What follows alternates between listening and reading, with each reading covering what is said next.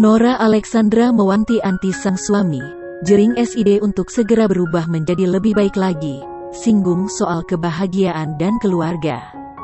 Kerap menyuarakan opininya, pada hari ini Jumat, tanggal 2 Juli tahun 2021 lalu, akun Instagram jering @jerksit tak bisa diakses alias hilang.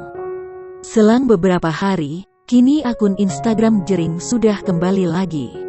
Jering ini menyapa kembali para pengikutnya pada Minggu pagi, tanggal 4 Juli tahun 2021. Unggahan pertama setelah akunnya sempat hilang adalah fotonya dengan sang istri, Nora Alexandra.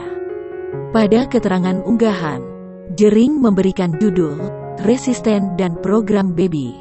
Pria yang kerap menyuarakan soal COVID-19 itu kali ini ingin memfokuskan rencananya bersama Nora untuk memiliki sosok seorang buah hati.